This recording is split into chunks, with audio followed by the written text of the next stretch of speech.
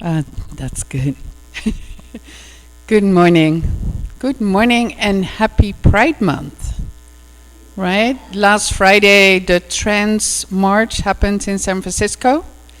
Today, the Pride Parade will happen in San Francisco. And Pride Month doesn't really end with June because there will be a Pride Festival in Berkeley in July, and there will be a Pride Parade and Festival in Oakland in August. And thank God we celebrate the LGBTQ plus community, because so many stories are being told about that community that are not true and that are very harmful. So it is important that we counteract that we're telling the truth about it, and having events like the Pride Parades gives us an opportunity to express the joy of the community, to express the beauty of the community and the truth of the community. So stories can have a positive effect and they can have a negative effect on the spiritual path, and also just in culture. Stories are often used to teach lessons. We see it with the parables told by Jesus. We see it with the Sheikh Nasruddin stories in Sufism. We see it in poetry, like Rumi and Hafiz are very well-known poets. We see it in cultural settings, like through film, and also through poetry, through novels, and through fairy tales. When a story is told, especially in the parables and the Sheikh Nasruddin stories, in poetry and in fairy tales, the moral of the story is not necessarily spelled out. And that's a good thing, because embodying the teachings of a story takes time. It takes time, and as we contemplate the story over time, our perspective changes and we see more and more things. Recently, I was watching a TV show or a Netflix show called Sweet Magnolias, and it kind of reminded me of the process we're on. We're on the spiritual path. It's like, I think sometimes it's presented like, oh, just do your affirmation and things will change. And there is the impression that it will change overnight. And sometimes it feels like that. It's like we touch on the right thing and it feels like our whole perspective changes. But I think what the truth is that we have been working on something for a long time, and that one thing we're doing there is the last thing that opens up the door for us. So, and I mention that because I think when we know that about the spiritual path, we don't get discouraged. It's just like, it's an exciting path, because it will open up more and more over time, and we can see things differently, and that has definitely been so for me. So it becomes more exciting. So what I heard in Sweet Magnolias, it's like at one point there is this woman and her husband has betrayed her and has done, harm to her and her family. And to her current partner, she says, I don't even know how to forgive. It's a Christian-based story. It's like, I don't know how to forgive. I know I need to forgive 70 times 7, but I don't even know how to start. And he says to her, sometimes something happens and the burden is so heavy. And every morning we wake up and we feel that burden. But our job is to keep offering it up, to keep letting go every day. Just keep letting it go. And then one day we wake up and that burden is no longer there. And I hope that that's the day you can forgive. And to me, that is the spiritual path. We work on something and we work on it and we work on it, and we might even feel like we don't make progress at all. And then one day, all of a sudden, it's lighter. It's better. We have a different experience. So when we talk about stories, the importance of continuing to contemplate it, is because so we can go deeper, so we can be in that process, so we can ask ourselves, what else is there to learn? So today we're going to contemplate a story, a fairy tale, as Kathy already mentioned. And it's the fairy tale of Rumpelstiltskin. So, just a reminder how the fairy tale goes. There is a farmer who meets the king of his country and really wants to impress the king. So one of the things he does, he starts talking about his daughter and all the beautiful qualities his daughter has. And the king is not really impressed, but the desire to impress the king is so great that he starts to boast about his daughter and start telling things that are not true. And at one point he says, she is so great, she can even spin straw into gold. Now, that gets the king's attention, because the king is ready to have some more gold. So he calls for the farmer's daughter to come, and he takes her to a room that is full of straw and a spinning wheel. And he goes like, okay, you have the night to spin everything into gold. If you do that, great. If you don't, off goes your head. So she's a bit in a pickle, as you can imagine. So she's sitting there trying to figure out what she can do and can't figure it out. So finally she just sits down and starts crying. Click-clack, all of a sudden this strange little man shows up. And says like, why are you crying? And she goes like, I'm supposed to spin the straw into gold, but I don't know how to do it. So, I will die in the morning. And he says like, oh, no problem. I know how to do this. Let me do this for you. But what can you give me? And she goes like, I'll give you my necklace. And so he gets the necklace. He works all night. And in the morning, he disappears. And the king comes in, and there's a lot of gold. King very pleased, but his greediness is not satisfied yet. So next night, the young woman is taken to an even bigger room filled with straw, and it's the same thing. You spin this into gold, it's great. You don't, off with your head. So there she sits again crying, click-clack.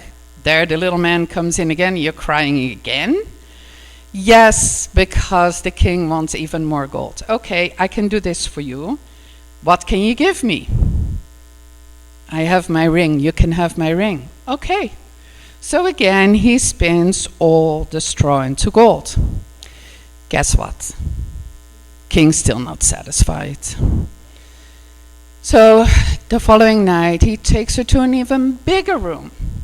More straw. More spinning to be done. And again she's crying. And again the little man shows up. But the king had said, this time, if you spin all the straw into gold, you will be my queen.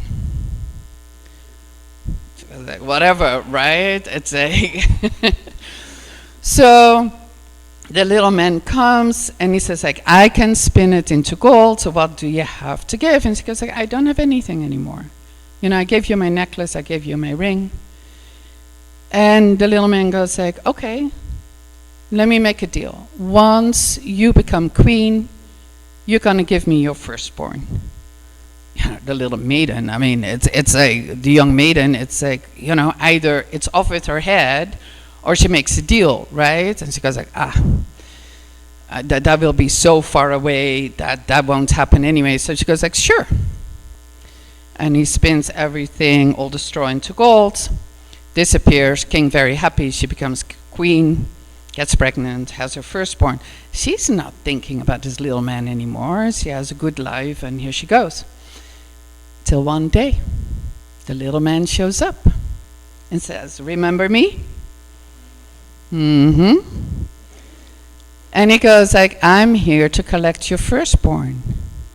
And she panics. Of course. She's not ready to give up her firstborn. So she starts crying and pleading with him, and he says like, okay. I give you 3 days to guess my name. If you guess my name, then you can keep your firstborn. So she sends out her messengers, finds all the names she can find, and the next day he comes back and she has this enormous list of names, but with every name he goes like, nope, that's not my name. So by the end of the day, when she has gone through all the names, she has still not guessed his name.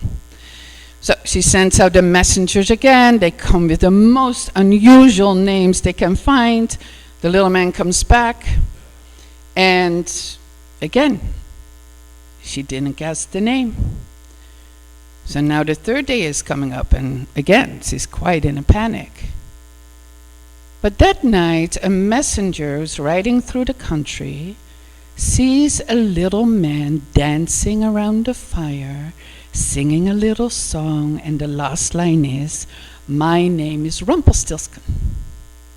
So the messenger goes to the palace, tells the queen, and says like, I saw this little man dancing, and he said his name was Rumpelstiltskin. She says like, perfect. So the little man comes, and the queen says, is your name Harry? And Rumpelstiltskin is really happy by now, right? It's like, no, that's not it. Is your name Flabbergast? No, that's not it. Is your name Rumpelstiltskin? And the little man becomes so angry because he lost the deal. So he stomps his foot, disappears into the earth, and that's it. Quite a story, isn't it? So what are we learning from this? Fairy tales are not just for children. Fairy tales are for adults, really. So what are we learning from this? You know, this month we have been looking at spiritual growth in the community, right? And spiritual growth of the community is also really our own spiritual growth. As we grow spiritually, you know, the community grows. So it's a combination. So we're going to look at the aspects of this fairy tale, and then I'm going to ask you some questions. And, you know, most likely you will not get your final answers today, but it's a start of contemplation.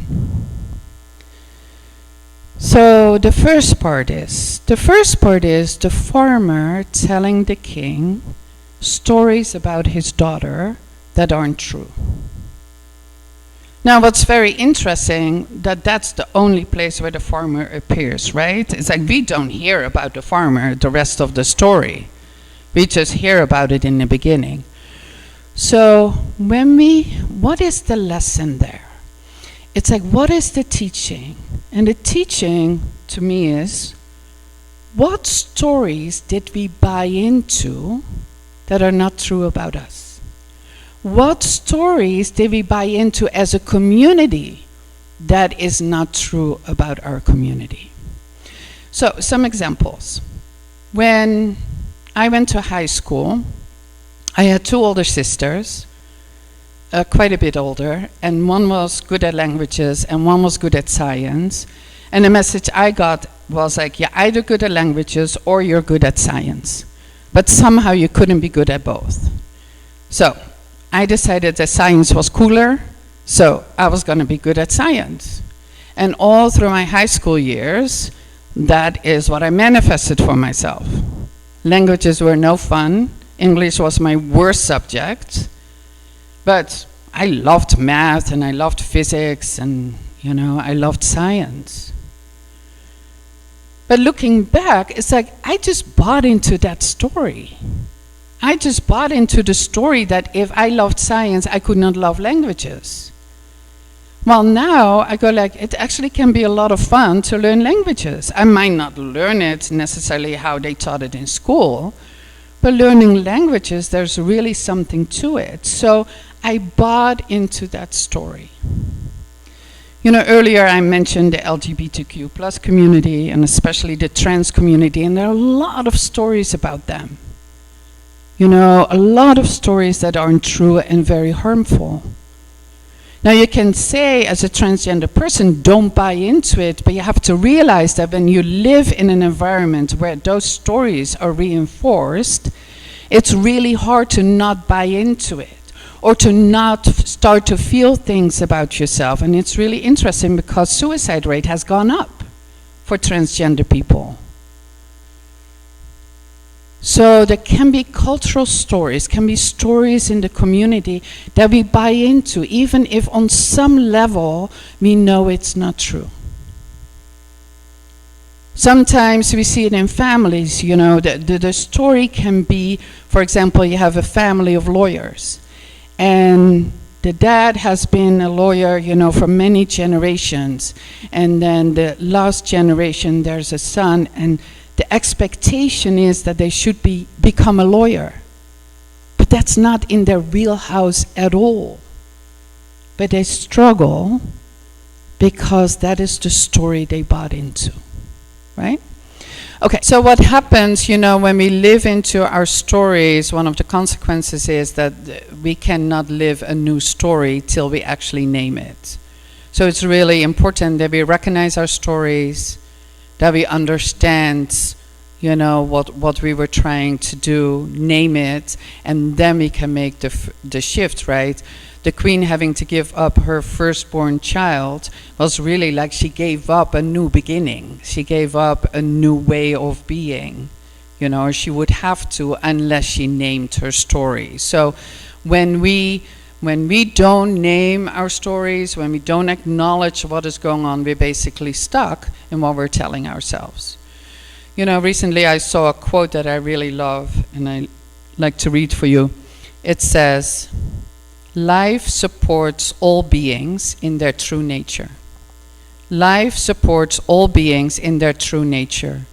The birds are given air in which to fly, and fish are given water in which to swim.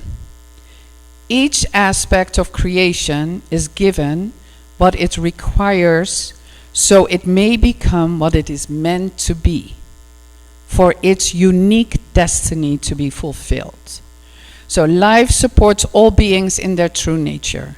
The birds are given air in which to fly, and fish are given water in which to swim.